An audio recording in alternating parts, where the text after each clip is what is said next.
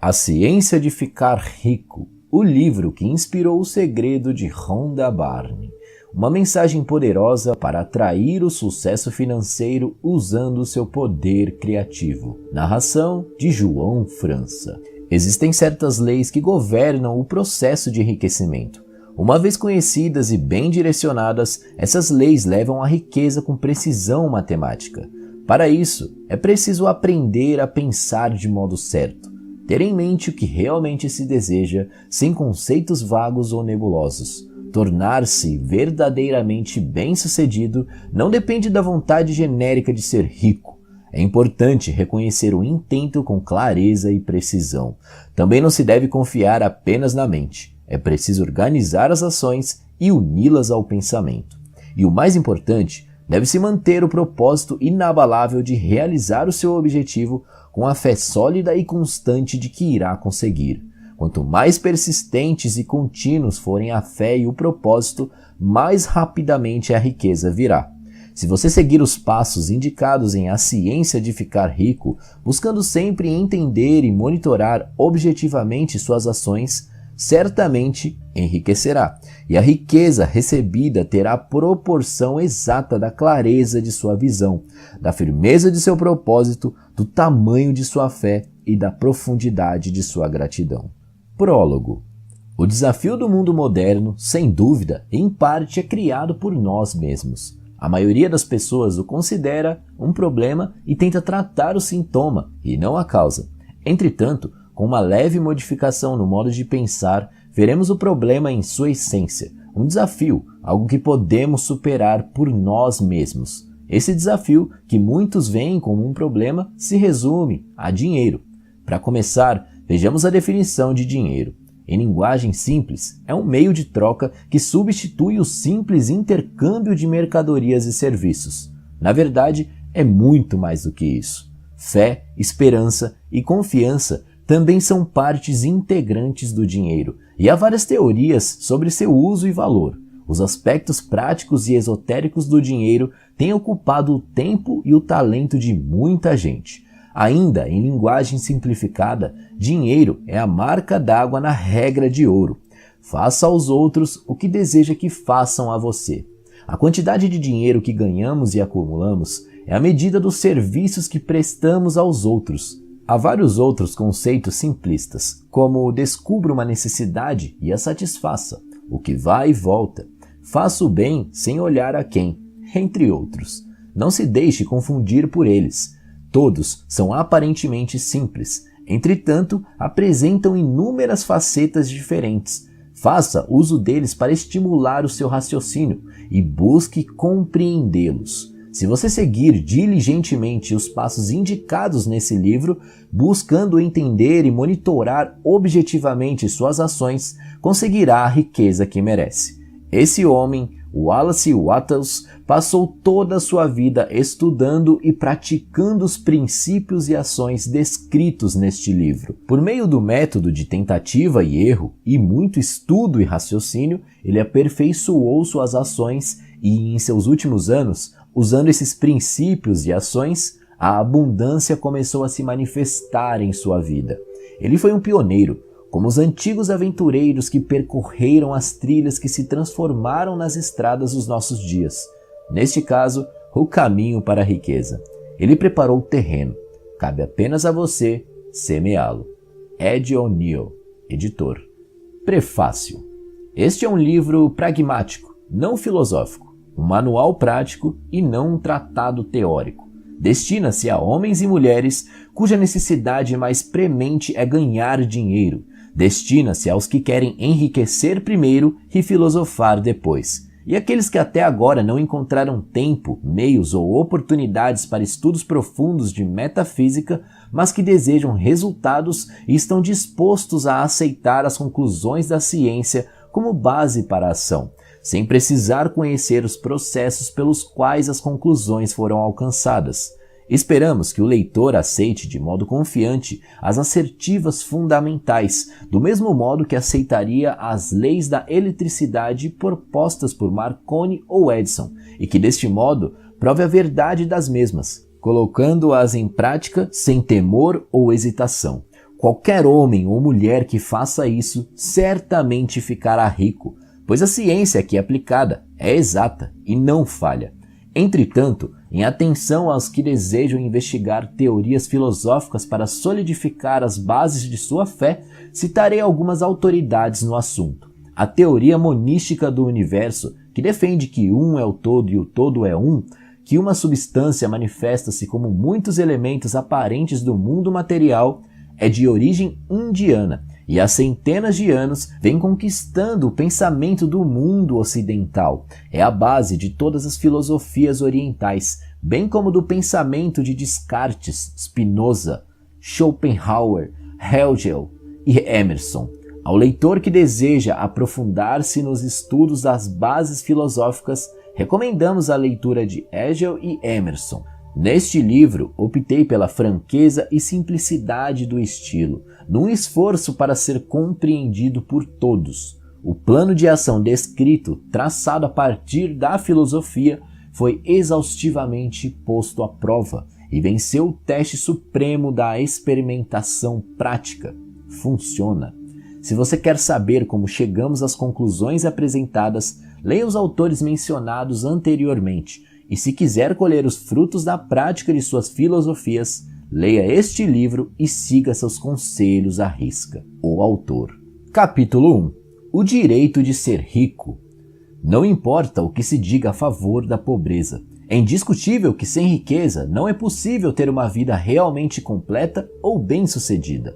Nenhum homem pode atingir o ápice de desenvolvimento do seu talento ou de sua alma se não tiver o dinheiro suficiente, pois para expandir a alma e desenvolver o seu talento, temos de recorrer a muitas coisas que só o dinheiro pode comprar. O homem desenvolve a mente, a alma e o corpo por meio do uso de alguns bens materiais, e a sociedade é organizada de tal modo que ele precisa ter dinheiro para possuir esses bens.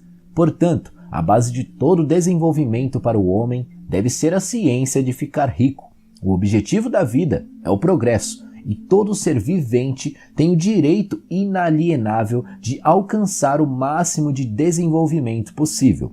O direito do homem à vida implica seu direito ao acesso livre e irrestrito a todos os bens necessários para o seu completo desenvolvimento mental, espiritual e físico, ou em outras palavras, o direito de ser rico. Neste livro, não falo de riqueza de modo figurado. Ser verdadeiramente rico não significa contentar-se com pouco, quando se é capaz de usar e desfrutar mais. O objetivo da natureza é o progresso e o desenvolvimento da vida, e todo homem deve ter o necessário de modo a contribuir para o poder, a elegância, a beleza e a riqueza da vida. Satisfazer-se com menos do que isso sim é um pecado. O homem que tem tudo o que deseja para viver em sua plenitude é um homem rico, e para isso tem de ter muito dinheiro. A vida evoluiu de tal modo e tornou-se tão complexa que o mais comum dos homens precisa ter muita riqueza para viver de um modo que pelo menos se aproxime da realização plena. Todo mundo deseja explorar ao máximo seu potencial. Esse desejo de realizar as possibilidades inatas é inerente à natureza humana. Não podemos deixar de querer ser tudo o que podemos ser. Ter sucesso é ser tudo o que desejamos ser. Só conseguimos isso fazendo uso de alguns bens materiais. E só podemos usar livremente esses bens se formos suficientemente ricos para comprá-los. Portanto, o essencial é compreender a ciência de ficar rico. Não há nada de errado em desejar ser rico. O desejo da riqueza nada mais é que a vontade de levar uma vida mais rica, plena e abundante. E esse desejo é louvável. O homem que não quer viver com maior abundância não é normal, como não o é o homem que não almeja ter dinheiro suficiente para comprar tudo o que deseja. Existem 3 motivos para a nossa existência. Vivemos para o corpo, para a mente e para a alma. Nenhum desses motivos é melhor ou mais sagrados do que o outro. Todos são igualmente desejáveis e nenhum dos 3, corpo, mente ou alma, pode alcançar a plenitude se a um deles for negada uma vida integral e expressiva. Não é direito nem nobre viver só para a alma, negando a mente e o corpo. De igual maneira, não é adequado viver para o intelecto, negando o corpo e a alma. Todos nós conhecemos as consequências terríveis de viver apenas para os prazeres do corpo.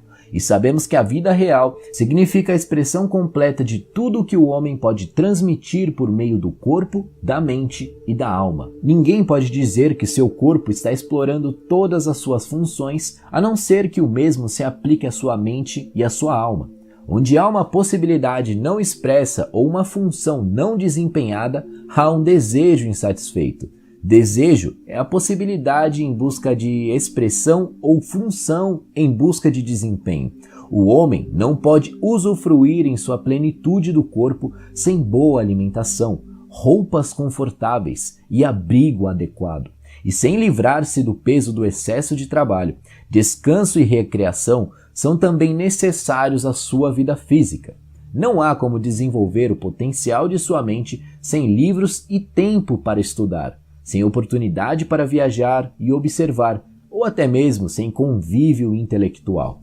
Uma vida mental completa precisa de atividade intelectual. Também é necessário cercar-se de todos os objetivos de arte e de toda a beleza passível de admiração. Para viver a plenitude de sua alma, o homem precisa de amor, e a pobreza nega a expressão do amor. A maior felicidade do homem reside em beneficiar aqueles a quem ama. O amor encontra sua expressão mais natural e espontânea no ato de dar. O homem que não tem nada para dar não pode desempenhar o papel de marido ou pai, de cidadão ou de homem. É no uso dos bens materiais que encontramos a vida completa de nosso corpo, desenvolvemos nossa mente e expandimos a nossa alma. Portanto, ser rico é algo de suma importância para o homem. O desejo de ser rico é perfeitamente válido. Um homem normal não pode se furtar a ele. É absolutamente correto que você dedique toda a atenção à ciência de ficar rico, pois este é o maior nobre e o mais necessário dos conhecimentos. Quem negligencia seu estudo está negligenciando seu dever em relação a si mesmo, a Deus e à humanidade, pois ninguém pode prestar maior serviço a Deus e à humanidade do que procurar dar o máximo de si mesmo. Capítulo 2. A ciência de ficar rico. Existe uma ciência para enriquecer, uma ciência exata como a álgebra ou a aritmética. Certas leis governam o processo de enriquecimento, e estas, uma vez conhecidas e obedecidas, levam o homem à riqueza com precisão matemática. A posse de dinheiro e bens resulta de algumas ações executadas do modo certo. Aqueles que agem desse modo certo, seja de propósito ou seja acidentalmente, ficam ricos, ao passo que aqueles que não agem desse modo certo, por mais que trabalhem, por mais capazes que sejam, continuam pobres. Trata-se de uma lei natural. Causas iguais produzem sempre efeitos iguais. Portanto, todos que aprenderem a agir desse modo especial, infalivelmente ficarão ricos. A verdade dessa assertiva é provada pelos seguintes fatos. Enriquecer não é uma questão de ambiente, pois do contrário, todas as pessoas de uma determinada região seriam ricas, todas as pessoas de uma cidade seriam ricas, ao passo que as de outras cidades seriam pobres, ou os habitantes de um estado teriam dinheiro em abundância, enquanto os habitantes do estado próximo viveriam sempre na pobreza. Por toda parte, vemos ricos e pobres convivendo lado a lado e muitas vezes exercendo profissões idênticas. Quando duas pessoas estão no mesmo local e exercendo a mesma atividade profissional e uma fica rica enquanto a outra continua pobre, deduzimos que enriquecer não é essencialmente uma questão de ambiente. Alguns ambientes podem ser mais favoráveis do que outros, mas enriquecer depende basicamente de fazer as coisas de modo certo. Além disso, a capacidade de agir de modo certo não se deve somente ao talento, pois muitas pessoas talentosas continuam pobres, enquanto outras, às quais falta essa qualidade, enriquecem. Ao analisar as pessoas que enriqueceram, constatamos que elas são comuns sob todos os aspectos, sem maiores talentos ou habilidades do que os outros homens. É evidente que não enriqueceram por possuírem talentos ou habilidades que outros homens não possuem, mas porque agem de modo certo. A riqueza não resulta de poupar ou de economizar. Muitas pessoas que vivem de modo contido são pobres, enquanto muitos gastadores ficam ricos. Também não se trata de fazer o que os outros não fazem, pois duas pessoas no mesmo ramo de atividade normalmente agem do mesmo modo e uma fica rica, enquanto a outra continua pobre ou vai à falência. Por essas razões, devemos concluir que enriquecer decorre de agir de modo certo. Se ficar rico depende de agir de modo certo, e se causas iguais produzem sempre efeitos iguais, então qualquer um que haja desse modo ficará rico, e tudo se encaixa no domínio das ciências exatas. Podemos questionar que talvez esse modo certo de agir seja tão difícil que poucos conseguem segui-lo. Isso não é verdadeiro, como já vimos no que se refere à habilidade natural. Pessoas talentosas, cabeças duras, perfeitos idiotas, pessoas fisicamente fortes e pessoas frágeis e doentes, todos eles ficam ricos. Evidentemente, é imprescindível certo grau de capacidade para pensar e para compreender as coisas. Mas, no que se refere à habilidade natural, qualquer pessoa capaz de ler e entender essas palavras com certeza pode ficar rica. Além disso, já vimos que não é uma questão de ambiente. A localização pode influir até certo ponto. Ninguém vai para o deserto do Saara a fim de abrir um negócio. Ficar rico envolve a necessidade de lidar com pessoas e de estar onde existe gente com quem se possa negociar. Se essas pessoas estão dispostas a negociar ao nosso modo, melhor ainda. Mas a influência do ambiente vai até esse ponto. Se qualquer pessoa em sua cidade pode ficar rica, você também pode. E se qualquer um do seu estado enriquece, você também pode enriquecer. Também não é uma questão de escolha profissional. Uma pessoa pode enriquecer em qualquer profissão, enquanto seu vizinho, no mesmo ramo de negócio, continua pobre. É verdade que você produz mais quando gosta do que faz, numa profissão que combine com você, e se tiver alguns talentos bem desenvolvidos, produzirá mais numa profissão em que possa explorar esses talentos. Também produzirá mais numa profissão adequada ao lugar. Uma sorveteria tem mais chance de sucesso num clima tropical do que na Groenlândia, e uma peixaria especializada em salmão tem mais êxito no noroeste dos Estados Unidos do que na Flórida, onde não existe esse tipo de peixe. No entanto, fora essas limitações gerais, enriquecer não depende de uma determinada profissão, mas de você aprender a agir de modo certo. Se você tem um negócio e outra pessoa no mesmo local está enriquecendo com o mesmo tipo de negócio, enquanto você não enriquece, é porque você não se comporta do mesmo modo que essa outra pessoa. Ninguém deixa de enriquecer por falta de capital. É claro que quando se dispõe de recursos financeiros, o crescimento é mais fácil e mais rápido, mas quem tem capital já é rico e não precisa pensar em como enriquecer.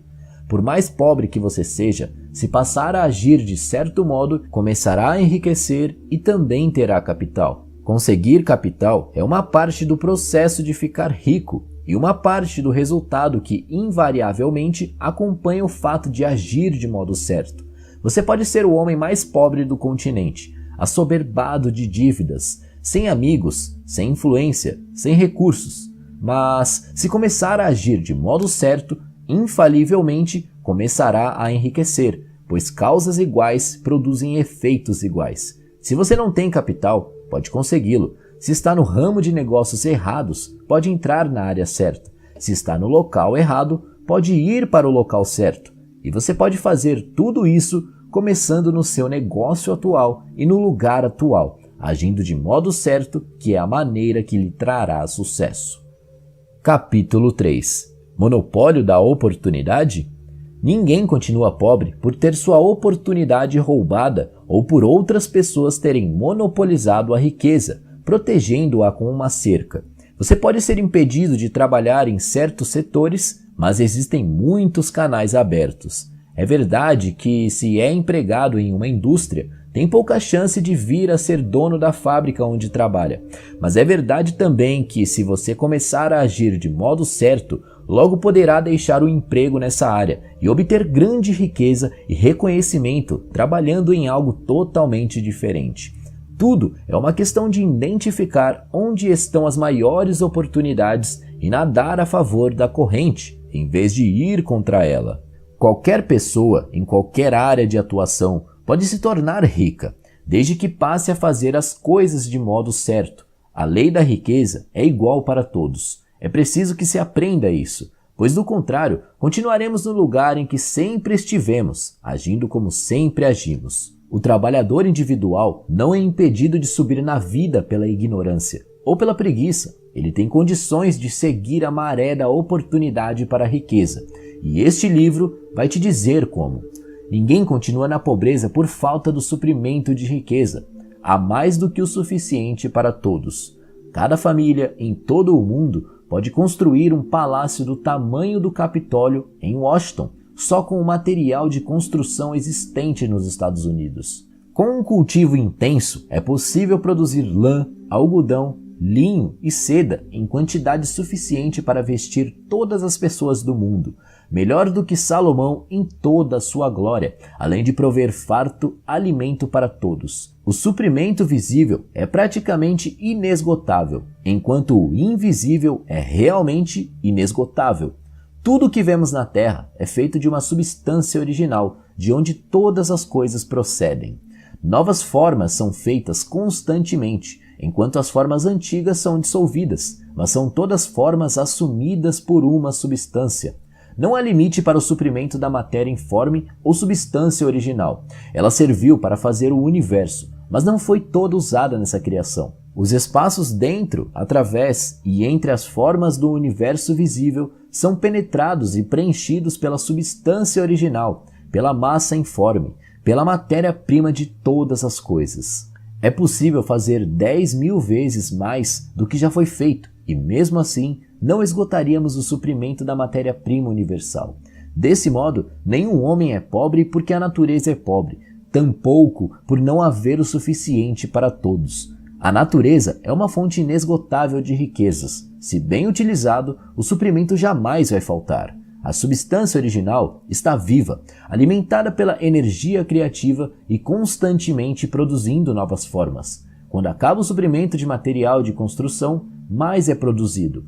Quando o solo esgotado não produz mais alimentos ou matéria-prima para roupas, ele será renovado ou um novo solo será feito. Quando todo o ouro e toda a prata forem extraídos da terra, se o homem estiver ainda no estágio de desenvolvimento social, que exige o uso do ouro e da prata, mais será produzido pela massa informe. A massa informe responde às necessidades do homem e não o deixará sem as coisas boas.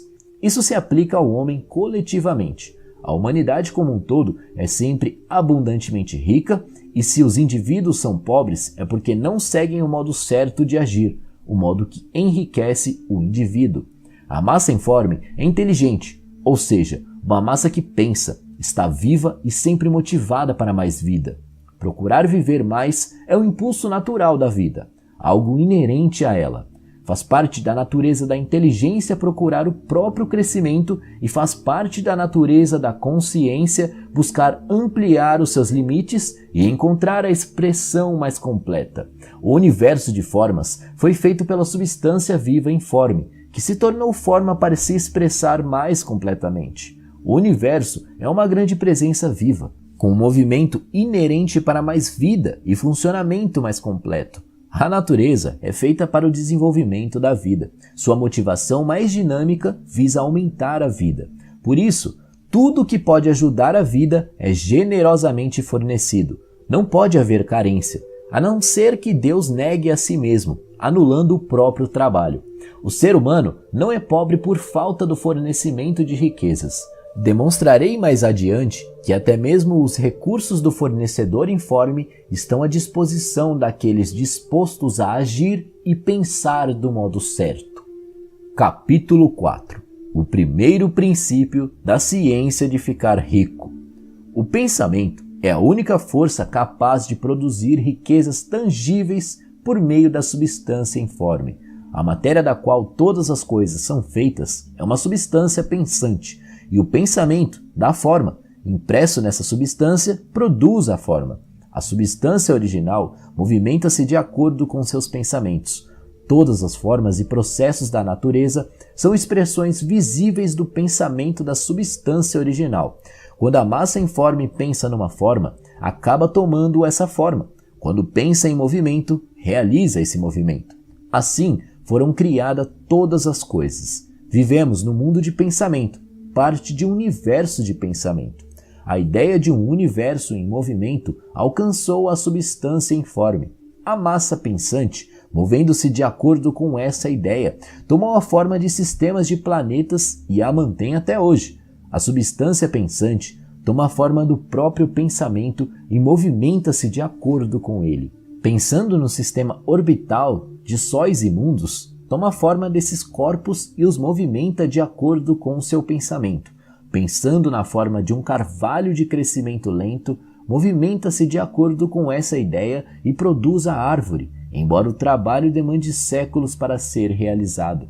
No processo de criação, a substância informe parece se mover de acordo com as linhas de movimento estabelecidas por ela. A ideia de um carvalho não tem como resultado a formação imediata de uma árvore adulta, mas ativa as forças que produzirão a árvore, juntamente com as linhas estabelecidas para o seu crescimento. Cada pensamento de forma no interior da substância pensante provoca a criação da forma, mas sempre, ou pelo menos de modo geral, seguindo as linhas de crescimento e de ação pré-estabelecidas. A ideia de uma casa de certo tipo, se fosse impressa na substância informe, poderia não ter como resultado a formação imediata da casa, mas canalizaria as energias criativas atuantes no comércio e nas profissões no sentido de apressar a construção desse determinado tipo de casa. Se não existir nenhum canal que possa ser usado pela energia criativa, então a casa será formada diretamente da substância primitiva, sem esperar o processo lento dos mundos orgânico e inorgânico. Nenhum pensamento de forma pode ser impresso na substância original, sem provocar a criação da forma. O homem é um centro pensante e pode originar o pensamento. Todas as formas criadas pelas mãos do homem devem existir antes em seu pensamento. Ele não pode formar uma coisa na qual não tenha pensado antes. E até agora, o homem tem limitado seus esforços inteiramente ao trabalho das próprias mãos, aplicando o trabalho manual ao mundo das formas, buscando mudar completamente, ou em parte, o que já existe. Ele nunca pensou em provocar a criação de novas formas, imprimindo seus pensamentos na substância informe. Quando o homem tem um pensamento forma, retira material das formas da natureza e faz a imagem da forma que tem em sua mente. Até agora, o homem pouco tem se esforçado para cooperar com a inteligência informe, ou seja, trabalhar com o Pai. Jamais sonhou que pode fazer o que vê o Pai fazendo. O homem reforma e modifica as formas existentes por meio do trabalho manual, sem dar atenção à possibilidade de criar a partir da substância informe, bastando para isso comunicar a ela seus pensamentos. Pretendemos provar que podemos fazer isso, que qualquer pessoa pode fazer isso, e vamos mostrar como. Para começar, apresentamos 3 premissas fundamentais. Primeiro, garantimos que existe uma massa informe original, ou substância com a qual todas as coisas são feitas. Todos os elementos supostamente variados são apresentações diferentes de um único elemento. Todas as formas encontradas na natureza orgânica e inorgânica são formas distintas feitas do mesmo material, o material pensante. Um pensamento impresso nela produz a forma desse pensamento. O pensamento na substância pensante produz formas. O homem é um centro pensante, capaz de pensamento original. Se puder comunicar seu pensamento à substância pensante original, pode provocar a criação ou a formação das coisas sobre as quais ele pensa. Em resumo, existe uma substância pensante com a qual todas as coisas são feitas e que, em seu estado original, penetra nos interespaços do universo, preenchendo-os. Um pensamento, nessa substância, produz o que foi imaginado. O homem pode formar coisas em sua mente e, imprimindo esse pensamento na substância informe, pode fazer com que seja criado aquilo em que se pensou. Talvez você pergunte se posso provar essas afirmações, e sem entrar em detalhes, respondo que sim, tanto pela lógica quanto pela experiência. Voltando ao raciocínio sobre o fenômeno da forma e do pensamento, cheguei a uma substância pensante original e, raciocinando a partir dessa substância, cheguei ao poder que o homem tem de provocar a formação daquilo que ele pensou. Por experiência, o raciocínio também é verdadeiro, e esta é a minha prova mais consistente. Se alguém que ler este livro conseguir enriquecer fazendo o que ele manda, isso é uma prova de minhas afirmações. Mas, se todos os homens que obedecem às normas aqui descritas ficarem ricos, é uma prova positiva, até aparecer alguém que seguiu as normas descritas e não enriqueceu. A teoria é verdadeira até que o processo venha a falhar, e este processo não falhará, pois todos aqueles que fizerem exatamente o que este livro mandar ficarão ricos. Eu disse que as pessoas ficam ricas agindo de modo certo. E para conseguir isso, é preciso pensar de acordo. O modo pelo qual uma pessoa age é resultado direto do modo como ela pensa a respeito das coisas. Para fazer algo do modo que desejamos, temos de adquirir a habilidade de pensar do modo que queremos pensar. Este é o primeiro passo para ficar rico. Pensar o que queremos implica pensar a verdade, independentemente das aparências. Todo homem tem o poder natural e inerente de pensar o que quer, mas isso exige mais esforço do que ter pensamentos induzidos pelas aparências. Pensar de acordo com as aparências é fácil. Pensar a verdade, independentemente das aparências, é trabalhoso e implica maior esforço do que qualquer outro trabalho. De modo geral, as pessoas procuram evitar a todo custo o trabalho de manter um pensamento durante algum tempo. É o trabalho mais difícil do mundo, especialmente quando a verdade é contrária às aparências. Toda a aparência no mundo visível tende a produzir uma forma correspondente na mente que a observa, e isso só pode ser evitado mantendo o pensamento na verdade. O exame da aparência de uma doença produz a forma da doença em nossa mente e, por fim, no corpo, a não ser que possamos manter o pensamento na verdade, que nos diz que não existe doença alguma, que é apenas uma aparência e que a verdade é a saúde. Examinar a aparência da pobreza produz a forma correspondente em nosso pensamento, a não ser que possamos manter o pensamento concentrado na verdade, que nos diz que não existe pobreza, que é apenas uma aparência e que a verdade é a abundância. Pensar na saúde quando estamos cercados pelas aparências da doença ou pensar em riqueza em meio às aparências da pobreza exige poder, mas quem adquire esse poder torna-se um sábio. Tem condições de dominar o destino, pode ter o que quiser.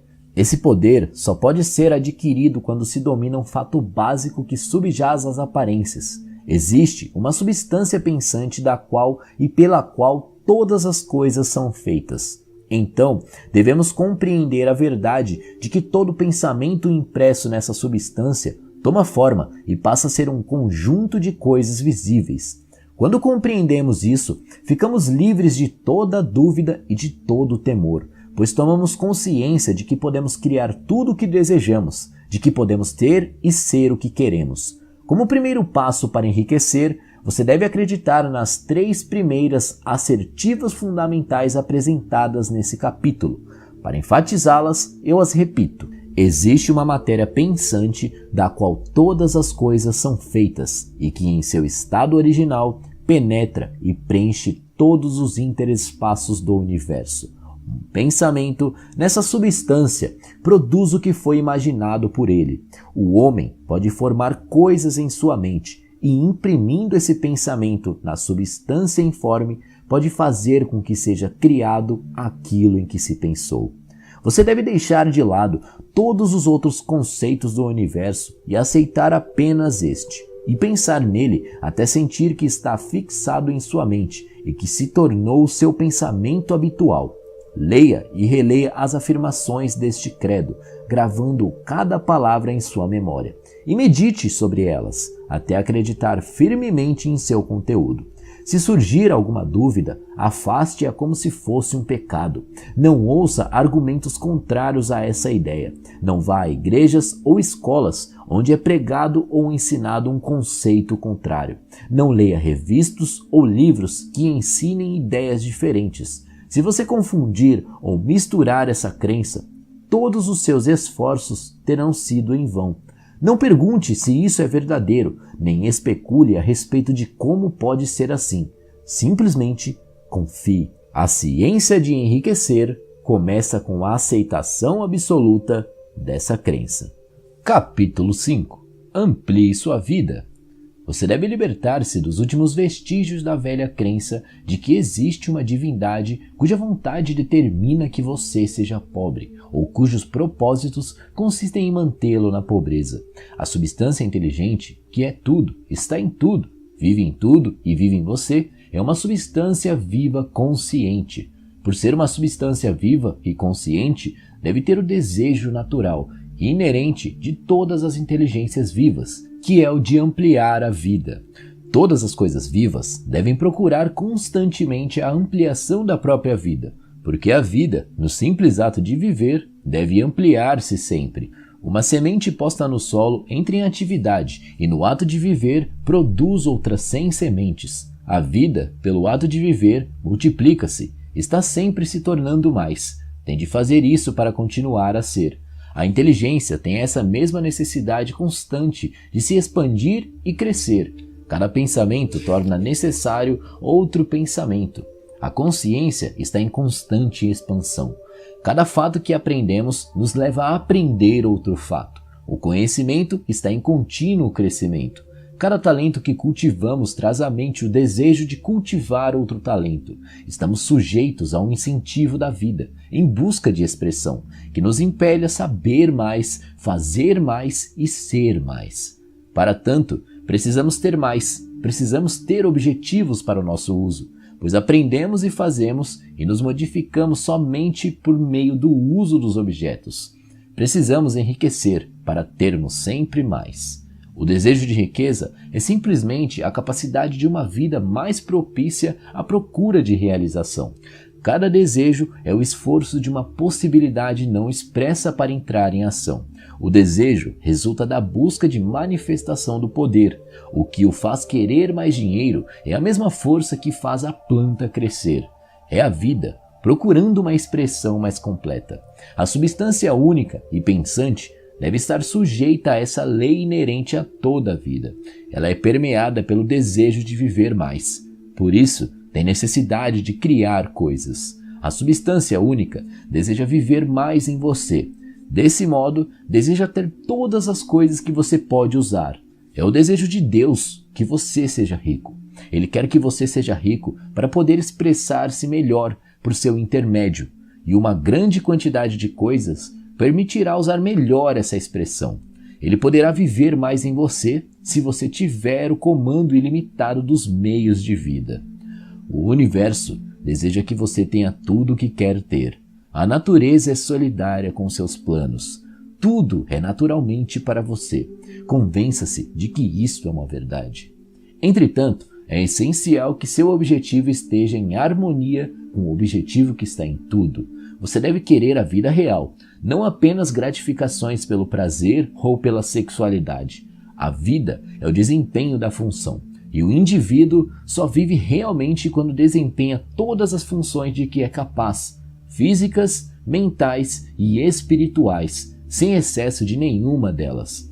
Você não quer enriquecer para viver como os porcos, simplesmente para satisfazer seus instintos primitivos. Isso não é vida, mas o desempenho de cada função física é uma parte da vida, e não vive completamente quem nega uma expressão normal e saudável aos impulsos do corpo.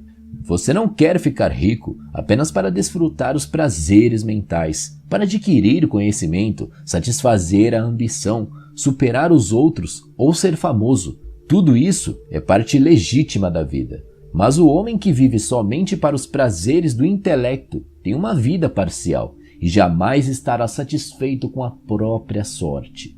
Você não quer ficar rico apenas para o bem dos outros, para perder a si mesmo em favor da salvação da humanidade, somente para experimentar os prazeres da filantropia e do sacrifício. As alegrias da alma são apenas uma parte da vida e não são melhores nem mais nobres do que as outras partes. Você quer ficar rico para poder comer, beber e divertir-se nos momentos adequados, para se cercar de coisas belas, ver terras distantes, alimentar sua mente e desenvolver a sua inteligência, para poder amar os homens e desempenhar um papel relevante, ajudando o mundo na busca da verdade. Mas lembre-se de que o altruísmo exagerado não é melhor nem mais nobre do que o egoísmo exagerado. Ambos são errados. Se liberte da ideia de que Deus quer que você se sacrifique pelos outros e que você pode garantir o seu favor deste modo. Deus não quer nada disso. O que Ele quer é que você dê o melhor de si mesmo, para você e para os outros. Você pode ajudar mais os outros dando o melhor de si mesmo do que de qualquer outro modo. Você só pode dar o melhor de si mesmo se ficar rico. Portanto, é certo e louvável que dedique a melhor parte do seu pensamento à tarefa de enriquecer. Lembre-se que o desejo da substância diz respeito a tudo e seus movimentos devem ser por mais vida para tudo. Ele não pode trabalhar por menos vida para alguns ou algumas coisas, porque está igualmente em tudo, em busca de riqueza e vida. Você deve se libertar da ideia de competição. Você deve criar, não competir com o que já foi criado. Você não tem de tirar nada de ninguém. Você não tem de fazer negócios escusos. Você não tem de enganar nem tirar vantagem. Não tem de fazer com que ninguém trabalhe para você por menos do que merece ganhar. Você não tem de desejar a propriedade alheia, nem olhar para ela com inveja. Nenhum homem possui coisa alguma que você não possa ter sem precisar tirar dele. Você deve se tornar um criador, não um competidor. Vai conseguir o que quer, mas de tal modo que, quando conseguir, todos os outros terão mais do que tem agora. Sei que algumas pessoas conseguem ganhar muito dinheiro procedendo de modo totalmente contrário ao que defini no parágrafo anterior. E vou procurar explicar em poucas palavras esse fenômeno. Pessoas do tipo plutocrático às vezes enriquecem unicamente devido à sua extraordinária habilidade no plano da competição. Outras vezes relacionam-se inconscientemente com a substância em seus grandes objetivos e movimentos para o crescimento racial generalizado por meio da evolução industrial. Rockefeller, Morgan e outros foram agentes inconscientes do Supremo no trabalho necessário de sistematizar e organizar a indústria produtiva, e no fim, seu trabalho contribuiu imensamente para a ampliação da vida de todos. Eles organizaram a produção e foram sucedidos pelos agentes da multidão, que por sua vez organizaram o maquinismo da distribuição. Os multimilionários são como os répteis monstruosos das eras pré-históricas. Desempenham uma parte necessária no processo evolutivo, mas o mesmo poder que os produziu os descartará, e é preciso ter em mente que eles jamais foram realmente ricos. Um relatório da vida particular da maioria deles mostra que eles foram, na realidade, os mais abjetos e infelizes dos pobres. A riqueza firmada no plano competitivo nunca é satisfatória ou permanente. É nossa hoje e de outro amanhã. Lembre-se, se você quer ficar rico cientificamente e com segurança, deve libertar-se por completo do pensamento competitivo. Nem por um momento sequer deve pensar que a oferta é limitada. Logo que você começa a pensar que o dinheiro é controlado pelos banqueiros e por outras pessoas e que você deve se esforçar para fazer com que sejam aprovadas leis contra esse processo e assim por diante, nesse momento você mergulha na mente competitiva e seu poder de criar desaparece. O que é pior, provavelmente você provocará a interrupção dos movimentos criativos que já instituiu. Saiba que existe uma quantidade incontável de ouro, no valor de milhões e milhões de dólares, nas montanhas da Terra. Ainda não foram descobertas, e saiba que se não existisse, mais seria criado da substância pensante para atender às suas necessidades. Saiba que o dinheiro de que você precisa virá, nem que seja necessário que milhares de homens sejam levados à descoberta de novas minas de ouro amanhã. Nunca olhe para as provisões invisíveis. Olhe sempre para as riquezas ilimitadas na substância informe e saiba que elas estão vindo em sua direção tão depressa quanto você pode recebê-las e usá-las. Ninguém pode impedi-lo de conseguir o que é seu, limitando as provisões visíveis. Portanto, nunca pense, nem por um instante sequer, que se você não se apressar, todos os melhores locais estarão tomados antes que você comece a construir a sua casa. Não se preocupe com os monopólios, nem fique ansioso, temendo que logo eles tomem a terra toda.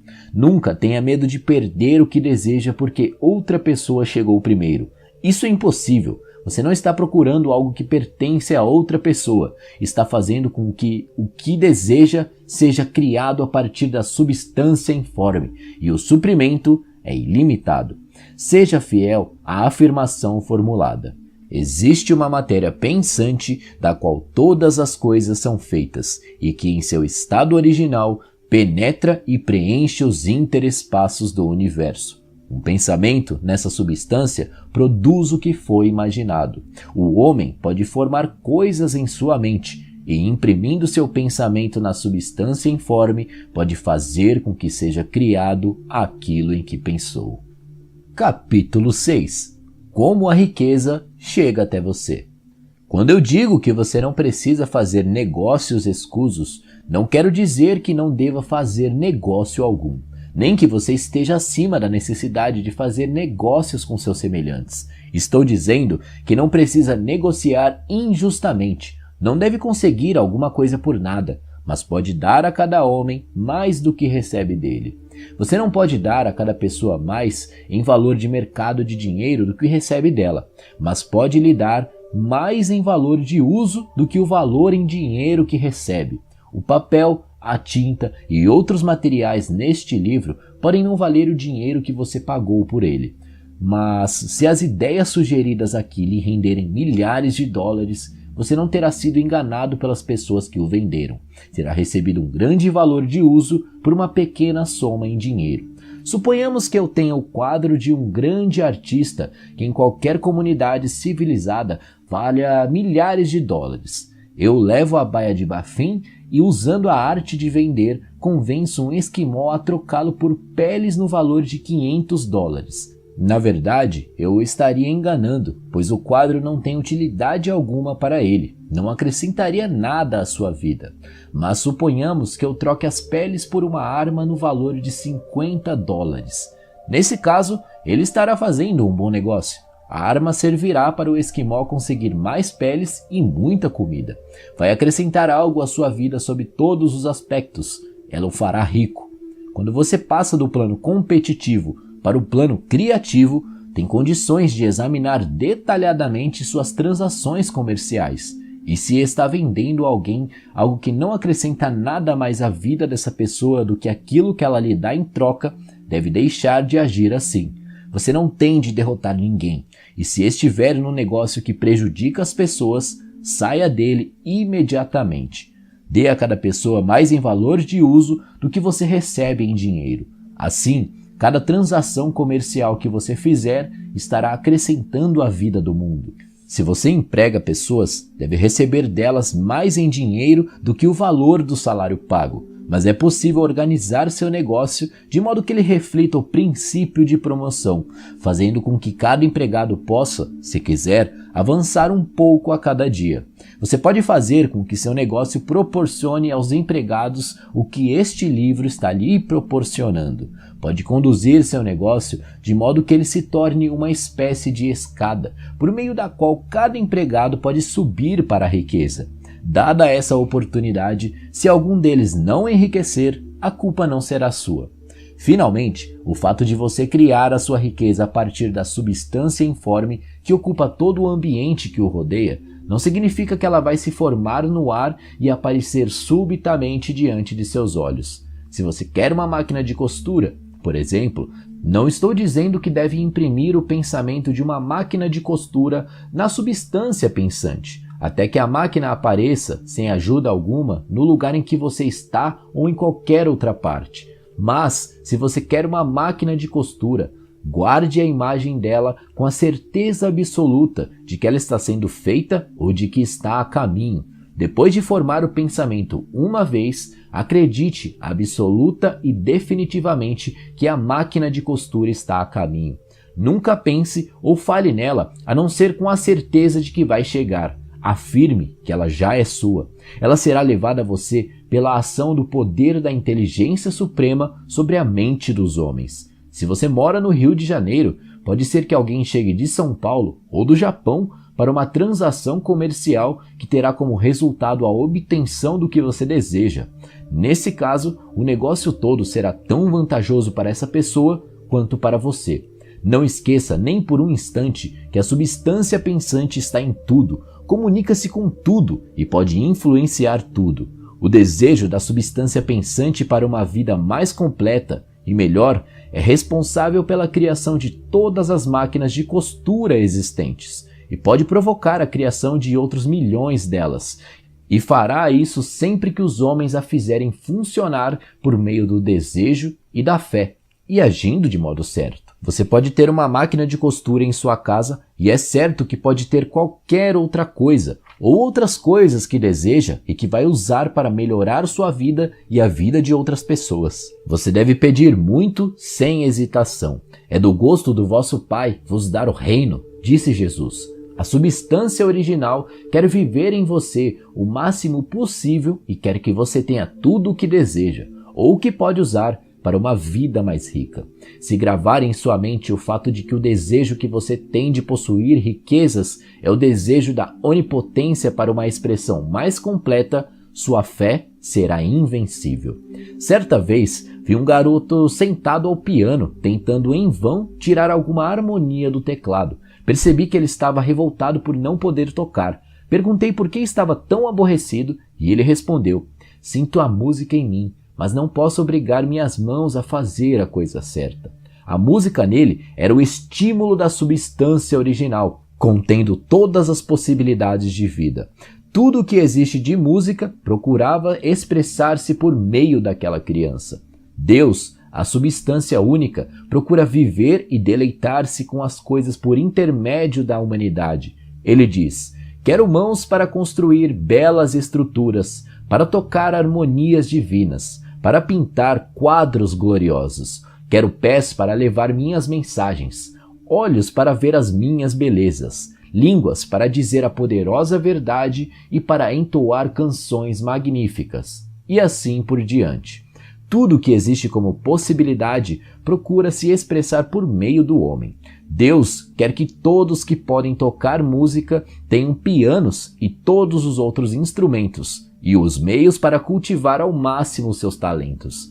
Quer que todos aqueles capazes de apreciar a beleza possam se cercar de coisas belas. Quer que os homens que percebem a verdade tenham todas as oportunidades para viajar e observar. Quer que todos aqueles que apreciam as roupas vistam-se bem e os que apreciem boas comidas tenham o melhor em seus alimentos. Ele quer tudo isso porque é Ele próprio quem se deleita e aprecia todas as coisas. É Deus quem quer tocar, cantar e desfrutar a beleza, proclamar a verdade, usar roupas finas e deliciar-se com a boa comida. É Deus que trabalha em você para querer e fazer, disse Paulo. Seu desejo de riqueza é o infinito procurando se expressar em você, como buscava se expressar no garotinho ao piano. Portanto, você pode pedir amplamente, sem hesitação. Seu papel consiste em focalizar e expressar os desejos de Deus. Muitas pessoas têm dificuldade de lidar com essa questão. Elas ainda guardam vestígios da ideia de que a pobreza e o autossacrifício são agradáveis a Deus. Veem a pobreza como uma parte do plano, uma necessidade da natureza. Para elas, Deus concluiu seu trabalho, fez todo o possível, e a maioria dos homens deve ser pobre porque não há riqueza suficiente para todos. Apegam-se tanto a essa ideia equivocada que têm vergonha de pedir riqueza. Procuram não desejar mais do que uma competência modesta, o suficiente para uma vida relativamente confortável. Lembro-me agora do caso de um estudante a quem pediram para definir mentalmente o que ele desejava para que o pensamento criativo pudesse ser impresso na substância informe. Ele era muito pobre, morava numa casa alugada, tinha apenas o que ganhava a cada dia e não conseguia compreender que todas as riquezas do mundo lhe pertenciam. Assim, depois de pensar no assunto, resolveu que seria razoável pedir um tapete novo para o melhor quarto de sua casa e um aquecedor a carvão para esquentar a casa no inverno. Seguindo as instruções deste livro, em poucos meses ele conseguiu os 2 objetos e então começou a achar que não havia pedido bastante. Andou por toda a casa, planejando as melhorias do que desejava fazer, acrescentando mentalmente uma janela aqui, um quarto ali, até ter em mente a imagem completa da casa ideal. Depois, planejou a decoração. Conservando o quadro completo na mente, ele passou a agir de modo certo, caminhando na direção do que ele queria. Hoje, ele é o proprietário da casa e a está reformando de acordo com as formas de sua imagem mental. Agora, com uma fé muito maior, ele continua pedindo a fim de obter outros bens. Aconteceu com ele de acordo com a sua fé e o mesmo pode ocorrer com você e com todos nós. Capítulo 7. Gratidão. O exemplo apresentado no capítulo anterior certamente mostra ao leitor que o primeiro passo para enriquecer consiste em enviar a ideia de nossos desejos para a substância informe. Isso é verdade, e o leitor verá que para fazer isso é necessário ter um relacionamento harmonioso entre a pessoa e a inteligência informe. Garantir esse relacionamento harmonioso é uma questão de importância tão vital e básica que dedicarei algum espaço neste livro a esses comentários e darei instruções que, se forem seguidas, certamente levarão o leitor a uma união mental com Deus. Todo o processo de ajustamento mental e de reparação pode ser resumido numa única palavra: gratidão. Primeiro, você acredita que existe uma substância inteligente da qual todas as coisas procedem. Em seguida, entende que essa substância lhe dá tudo o que você deseja.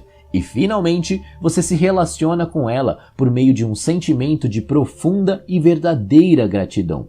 Muitas pessoas que conduzem suas vidas corretamente em todos os outros aspectos, continuam pobres por falta de gratidão. Tendo recebido uma dádiva de Deus, cortam os fios que as prendem a Ele quando deixam de agradecer e reconhecer a graça recebida.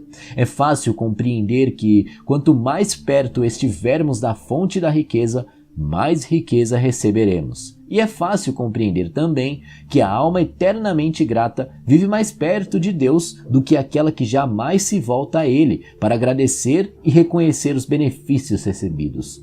Quanto maior a gratidão com que fixamos nossas mentes no Supremo, sempre que algo de bom nos acontece, mais coisas boas receberemos e mais rapidamente elas chegarão até nós. Isso acontece simplesmente porque a atitude mental de gratidão aproxima a mente da fonte das dádivas. Se a ideia de que a gratidão faz com que a mente se aproxime com mais harmonia das energias criativas do universo é nova para você, pense nela e verá que é verdadeira. As boas coisas que possui chegaram até você seguindo a linha de obediência a certas leis. A gratidão levará sua mente aos caminhos percorridos por essas dádivas, aproximando-o harmoniosamente do pensamento criativo e evitando que se desvie para o pensamento competitivo.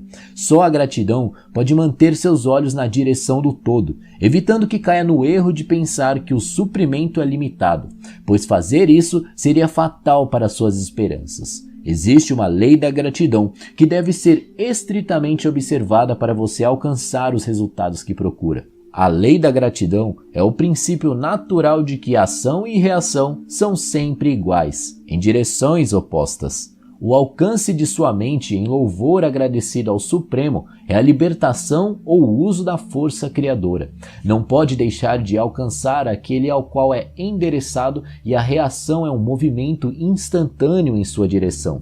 Aproxime-se de Deus e Ele se aproximará de você. Essa é é uma afirmação psicologicamente verdadeira. Se sua gratidão for forte e constante, a reação da substância informe será forte e contínua. As coisas que você deseja estarão sempre se movimentando em sua direção. Observe a atitude agradecida de Jesus, como ele sempre dizia: eu te agradeço, Pai, por teres me ouvido. Não se pode exercer muito poder sem gratidão, pois é ela que nos mantém ligados ao poder. Porém, o valor da gratidão não se limita a nos trazer mais dádivas no futuro. Sem gratidão, não podemos evitar por muito tempo o descontentamento de ver as coisas como elas são. No momento em que você permite que sua mente pense com descontentamento nas coisas como elas são, você começa a perder terreno. Você fixa sua atenção no comum, no ordinário, no pobre, no esqualido e no mesquinho, e sua mente toma a forma dessas coisas. Então, você transmite essas imagens para o informe, e o comum, o pobre, o esquálido e o mesquinho virão até você. Permitir que a mente se demore no que é inferior é tornar-se inferior e cercar-se das coisas inferiores. Por outro lado, ao fixar sua atenção no melhor, você estará se colocando no meio do melhor e caminhando para se tornar o melhor. O poder criativo dentro de nós nos faz a imagem daquilo para que voltamos a nossa atenção. Nós somos substância pensante, e a substância pensante sempre toma a forma daquilo que pensa. A mente agradecida está sempre fixada no melhor. Desse modo, tende a se tornar o melhor. Toma a forma ou o caráter do melhor e receberá o melhor. A fé também nasce da gratidão. A mente agradecida espera sempre coisas boas e as expectativas transformam-se em fé. A reação da gratidão em nossas mentes produz a fé e a cada onda de agradecimento emitida aumenta essa fé. Quem não é grato não pode conservar a fé viva por muito tempo e sem essa fé viva não se pode enriquecer por meio do método criativo, como veremos nos capítulos seguintes. Portanto, é necessário cultivar o hábito de ser grato por todas as coisas boas que recebemos e agradecer continuamente. Uma vez que todas as coisas contribuíram para o seu desenvolvimento, você deve incluí-las em sua gratidão. Não gaste tempo pensando nas falhas ou nos erros dos plutocratas ou dos magnatas, nem falando sobre eles. A organização do mundo feita por eles criou a sua oportunidade. Tudo o que você consegue é por causa deles. Não se enfureça com os políticos corruptos. Se não fosse pelos políticos, mergulharíamos na anarquia e sua oportunidade seria muito menor. Deus trabalhou durante muito tempo e pacientemente para nos trazer ao ponto que chegamos na indústria e no governo, e ele continua seu trabalho.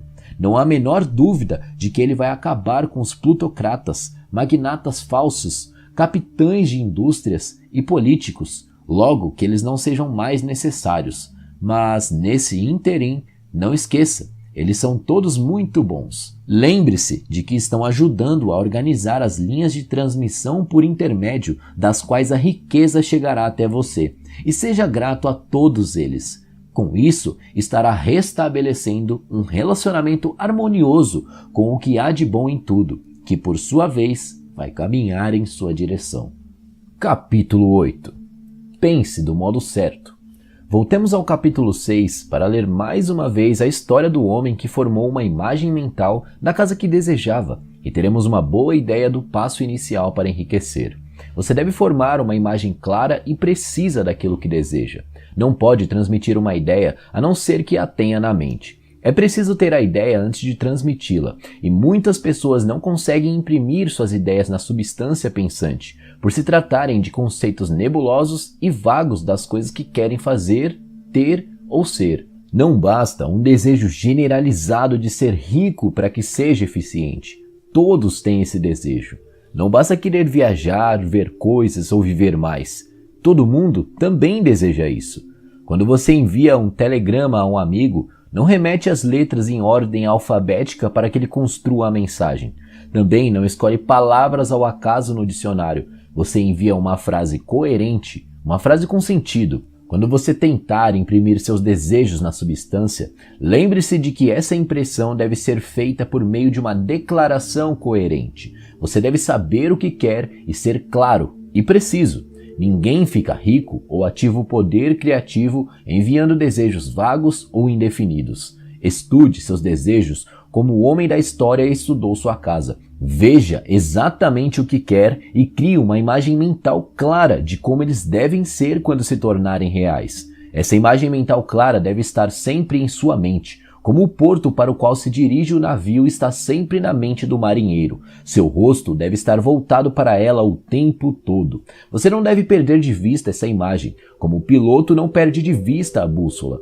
Não há necessidade de realizar exercícios de concentração, nem reservar momentos especiais para a oração e afirmação, tampouco fazer silêncio ou realizar truques mágicos de qualquer espécie. Essas coisas são boas, mas você só precisa saber o que quer e querer realmente o bastante para que essa imagem não saia de sua mente.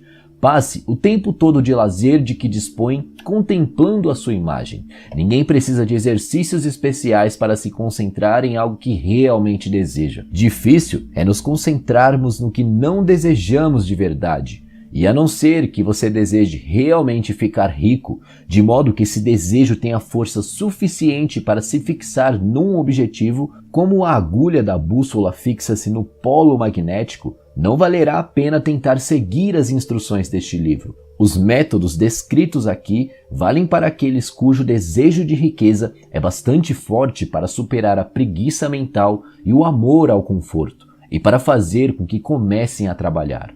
Quanto mais clara e definida for a imagem e quanto mais você pensar nela, vendo-a em todos os seus maravilhosos detalhes, mais forte será o seu desejo. E quanto mais forte for o seu desejo, mais fácil será manter a mente concentrada na imagem do que você deseja. Entretanto, é necessário algo mais do que ver a imagem com clareza. Se você se limitar a isso, estará sendo apenas um grande sonhador e terá pouco ou nenhum poder de realização. Através da visão clara, deve estar o propósito de realizá-la, de transformá-la em expressão tangível. E atrás desse propósito, deve haver uma fé invencível e sólida, a crença de que aquela coisa já lhe pertence, que ela está na sua mão, e que tudo o que você tem a fazer é apossar-se dela. Viva mentalmente em sua nova casa até ela tomar forma física à sua volta. No reino da mente, comece a desfrutar de imediato as coisas que deseja. Seja o que for que peçam em suas orações, acreditem que serão atendidos e terão tudo. Disse Jesus. Veja os objetos que deseja como se estivessem realmente ao seu lado o tempo todo. Veja a si mesmo como proprietário e usuário deles. Imagine-os como vai usá-los quando forem suas possessões reais e tangíveis. Pense demoradamente na imagem mental até que ela se torne clara e definida. E então tome a atitude mental de proprietário de tudo o que há nessa imagem. Tome posse de tudo. Mentalmente, com a crença firme de que já lhe pertence. Mantenha o pensamento nessa imagem de proprietário e nem por um momento sequer deixe de acreditar que é real. Lembre-se do que foi dito no capítulo anterior sobre gratidão. Seja tão agradecido pela imagem quanto espera ser quando ela se tornar realidade. O homem capaz de agradecer a Deus sinceramente pelo que ele tem apenas na imaginação tem uma fé verdadeira. Ele ficará rico, determinará a criação de tudo o que deseja. Você não precisa rezar constantemente para obter o que deseja. Não precisa falar disso com Deus todos os dias. Sua tarefa consiste em formular inteligentemente o seu desejo por coisas que ampliem a vida e em organizar seus desejos num todo coerente. Depois imprimir esse desejo total na substância informe, que tem o poder e a vontade para lhe dar o que você deseja.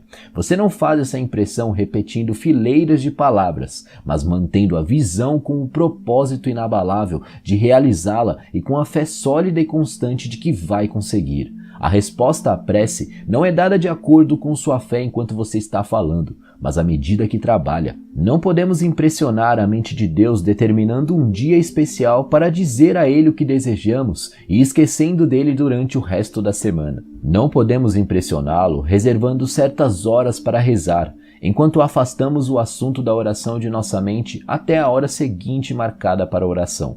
Rezar oralmente é bom e produz seus efeitos, especialmente sobre quem reza, esclarecendo sua visão e reforçando a sua fé. Mas não são os pedidos feitos oralmente que nos ajudam a conseguir o que desejamos. Para ficar rico, você não precisa de uma doce hora de oração.